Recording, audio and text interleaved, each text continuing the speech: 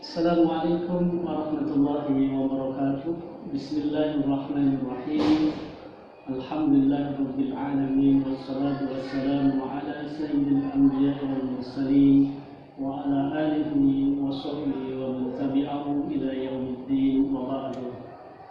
Abna'u talabah fatahallahu alaikum jami'an.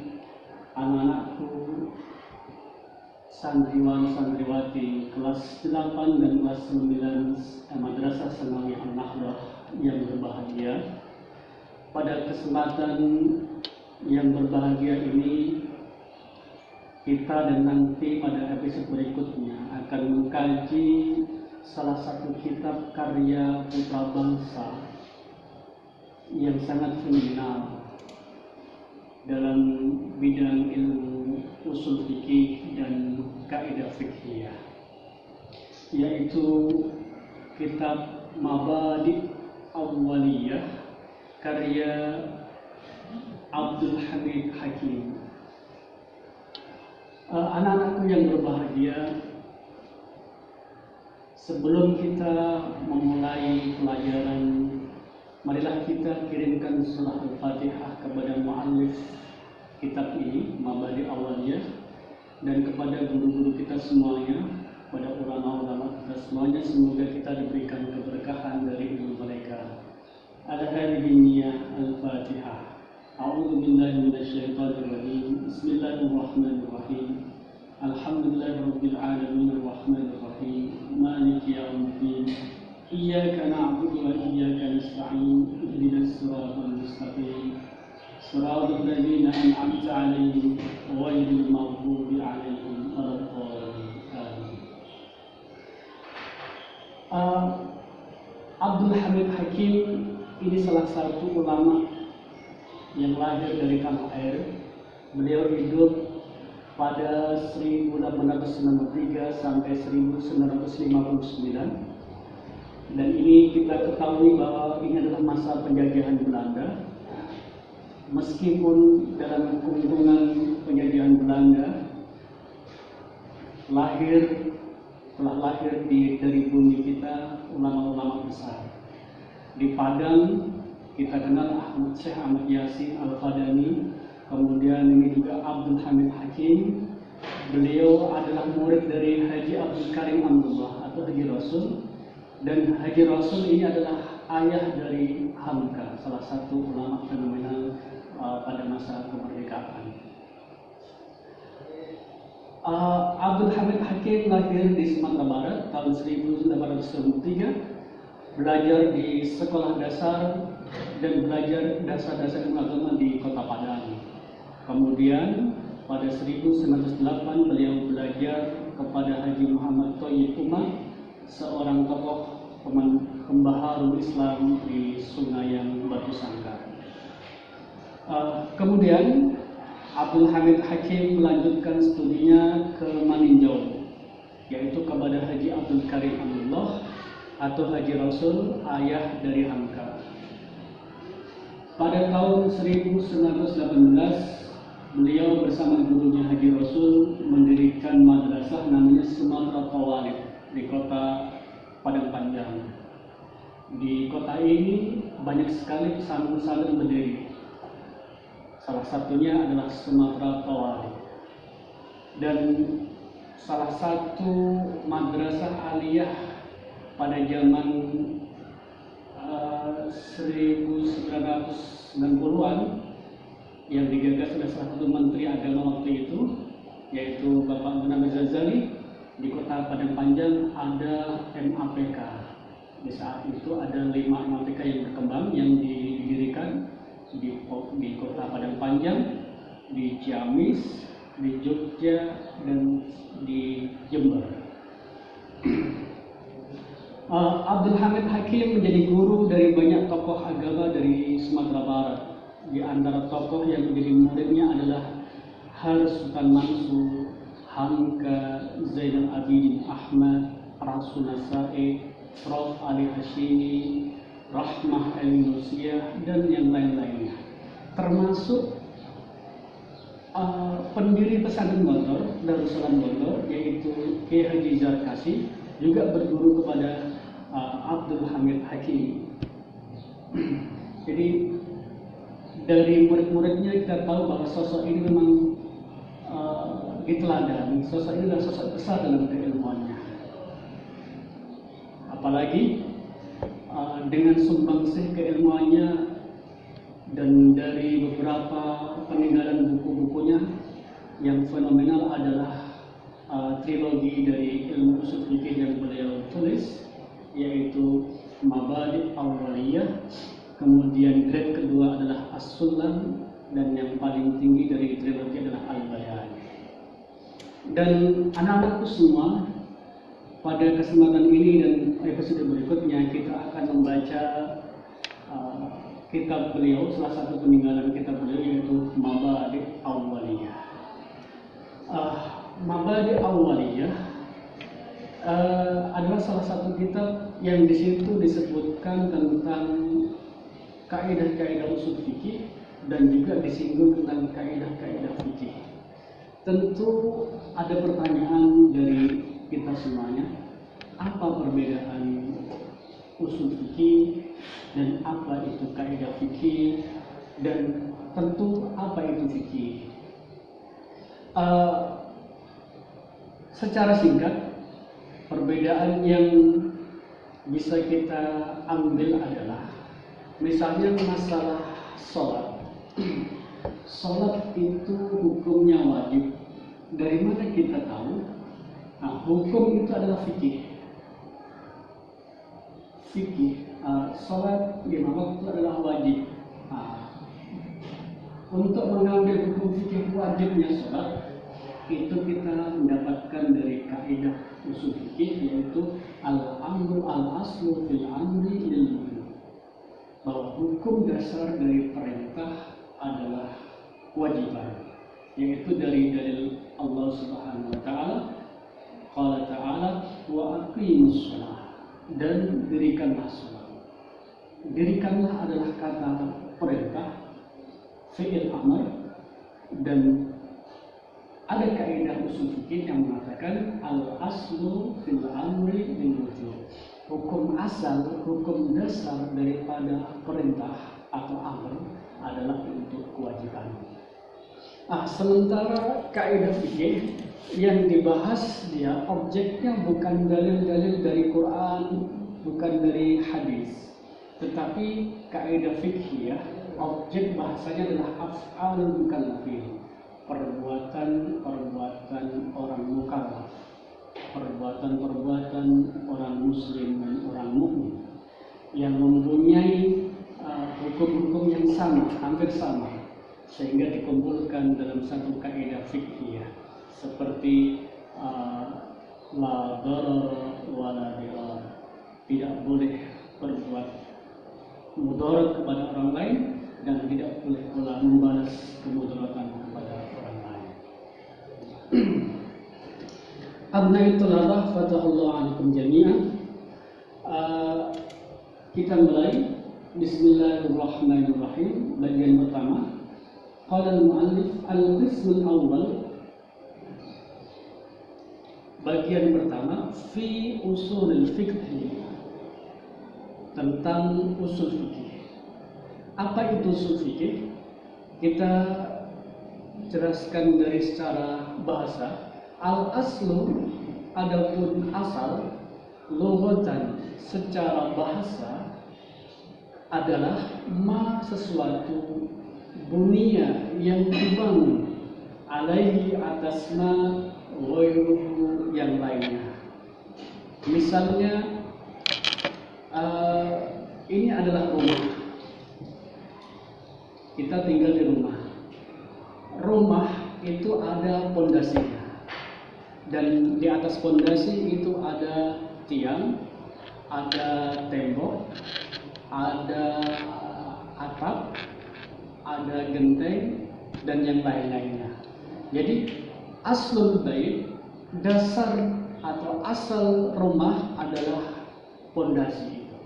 Itu adalah pengertian asal secara bahasa. Ka'asli syajarati, seperti asalnya pohon.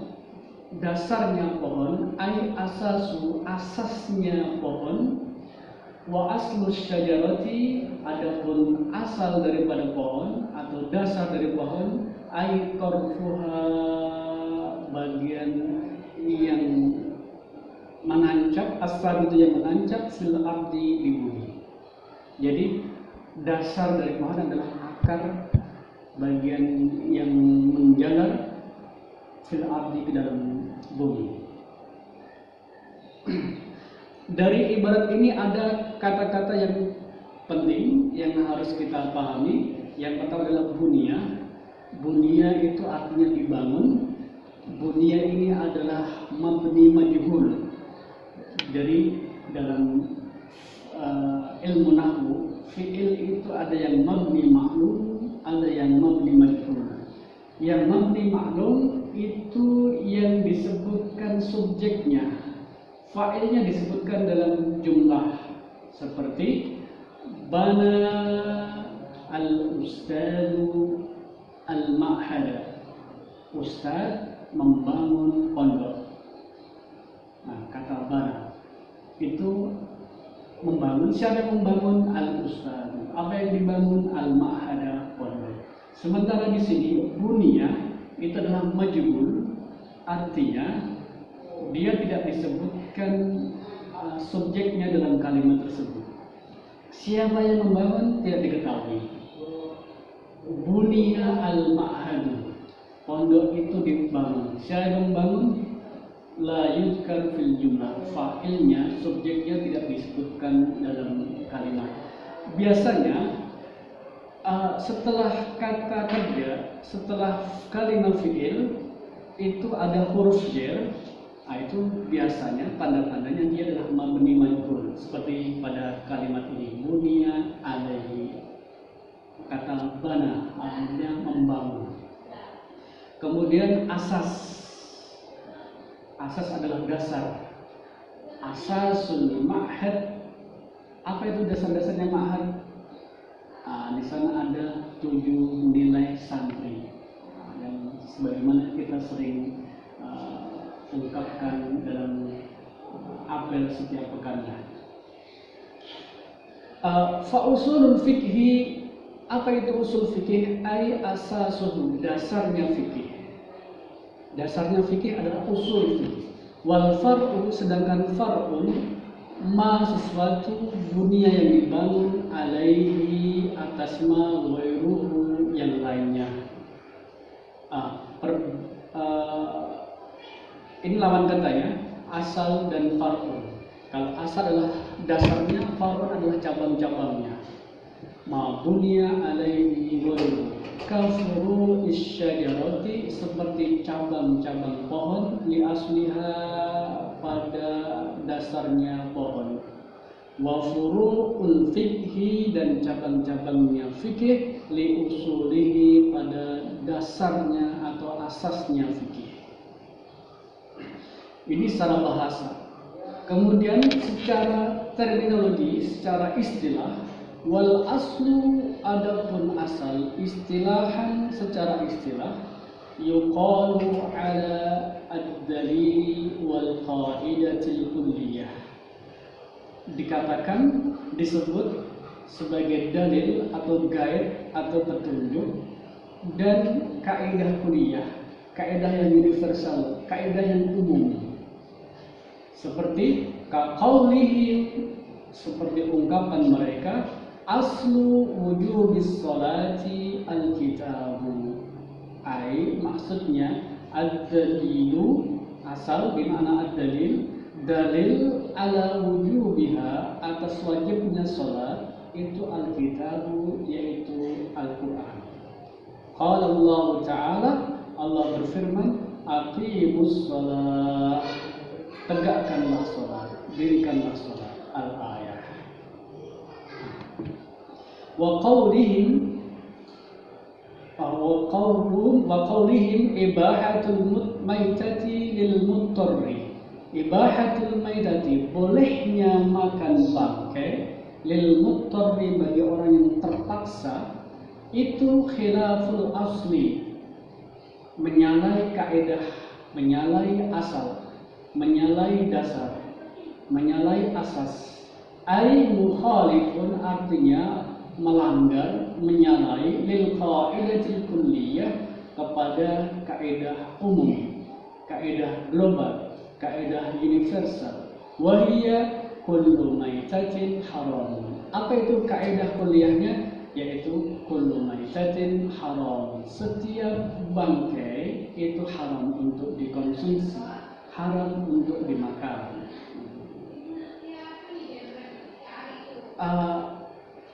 Orang dalam keterpaksaan, misalnya dia tersesat di dalam hutan, perbekalan dia nggak punya, kalau dia tidak makan dia akan meninggal karena sudah saking laparnya. Dia menemukan ular atau dia menemukan bangkai binatang yang masih layak dimakan, belum busuk maksudnya, itu diperbolehkan baginya untuk makan secukupnya, untuk menghilangkan, untuk mengembalikan energi supaya dia tidak mati. Itu diperbolehkan. Atau dia boleh memakan hewan yang diharamkan seperti ular untuk dibunuh, kemudian dia bakar dan dia makan, itu boleh untuk menyelamatkan dia dari kebinasaan, menyelamatkan dia dari kematian. Dibolehkannya makan bangkai, dibolehkannya makan yang haram, itu bagi motor, itu dalilnya apa? Yaitu dia kaidah kulliyah menyalahi kaidah umum, yaitu kullu maitatin haramun. Setiap bangkai binatang itu haram. Qala ta'ala inna harrama 'alaikumul maitata.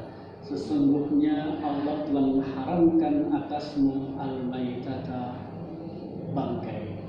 Ini kaidah kulliyahnya. Dalilnya Allah telah mengharamkan atasmu bangkai, semua bangkai kecuali dua, bangkai ikan dan bangkai belalang. Itu adalah arti daripada asal. Kemudian kita gabungkan asal dan fikih, usulul fikih. Apa itu usulul fikih? Huwa dalilul fikih, petunjuk fikih, guide fikih atau dalil fikih ala sabil ijmal, dengan bentuk global, dengan bentuk yang universal. Kaqaulihim, seperti ungkapan mutlaqul amri lil wujub, mutlaknya perintah itu menunjukkan kewajiban. Misalnya Allah berkata wa aqimus shalah, atau qul lil mu'minina, atau kutiba alaikumus syiyam wasjudu warka'u, atau semua perintah itu aslinya adalah larangan, aslinya adalah menunjukkan kewajiban. Jadi kalau ada orang tua menyuruh anaknya, hai anakku, sapulah lantai atau kamar, rapikanlah tempat tidur. Kalau itu tidak dilakukan, berarti ada kedurhakaan anak kepada orang tua. Atau misalnya orang tua menyuruh, hai anakku, tolong belikan cabai di warung. Kalau tidak dilaksanakan, berarti ada kedurhakaan anak kepada orang tua. Jadi kita harus berhati-hati bila orang tua kita atau guru kita, ustadz kita, bila memberikan perintah, laksanakan. Sebab kalau kita tidak melaksanakan, berarti kita tidak termasuk yang orang yang baru, orang yang berbuat baik, tidak birrul walidain, tetapi uququl walidain. Termasuk orang tua adalah guru, harus dihormati, harus ta'zimul ustaz, supaya kita mendapatkan ilmu yang barokah, ilmu yang manfaat. Semua yang diperintahkan ustaz, baik dalam bentuk pekerjaan rumah atau hal-hal yang berkaitan dengan amal yaumiyah supaya kita disiplin waktu, disiplin bersih-bersih lingkungan. Itu adalah sebuah perintah dan harus kita laksanakan supaya kita tidak termasuk anak yang tidak berbakti kepada orang tua, tidak berbakti kepada guru-guru kita. Wa mutlaqun nahyi lit-tahrim, dan mutlaknya larangan itu adalah untuk menunjukkan hukum haram. Wala taqrabuz zina, larangan untuk mendekati zina, berarti zina itu adalah haram. Atau wala ta'kulu amwalakum bainakum bil batil, janganlah kamu makan harta-harta saudaramu, harta-harta temanmu dengan tidak benar. Berarti kalau kita makan harta saudara kita, misalnya dengan mencuri indominya, mencuri uangnya, atau menggosok barangnya, termasuk itu, gosok adalah haram, berarti kita melaksanakan sebuah larangan, sebuah keharaman kita lakukan. Wa mutlaqu fi'lin Nabi sallallahu alaihi wasallam, dan semua pekerjaan Nabi adalah dalil, baik itu untuk keharaman, menunjukkan kebolehan atau menunjukkan larangan. Wa mutlaqul ijma', dan semua ijma' adalah mutlak.